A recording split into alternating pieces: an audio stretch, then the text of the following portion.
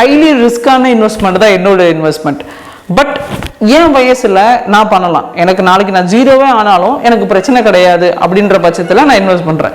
இதுவே ஒரு 40 வயசு 45 வயசு ஒரு ஃபேமிலி மேன்னா அவ்வளோ ரிஸ்க் எடுக்க முடியவே முடியாது. அவங்க வந்து ஒரு மாடரேட்டான ரிஸ்க் தான் எடுப்பாங்க. அதாவது நம்ம கேபிட்டல் வந்து போகாமல் முடிஞ்ச அளவு நம்ம சேஃபாக வச்சுக்க தான் முயற்சி பண்ணுவாங்க. ஏன் அப்படின்னா டார்கெட் பண்ணி இன்வெஸ்ட் பண்ணுவாங்க. லைக் ஒரு சில்ட்ரன்ஸோட எஜுகேஷனு, மேரேஜ், வாட் எவர் இந்த மாதிரியான பிளான் பண்ணி பண்ணுவாங்க. அண்ட் இதுவே ஒரு 55 வயசு இன்னும் 5 வருஷத்தில் எனக்கு ரிட்டையர்மெண்ட் அப்படின்னா ஆப்வியஸ்லி அவங்க full and full low risk investment தான் அவங்க ஃபோக்கஸ் பண்ணுவாங்க.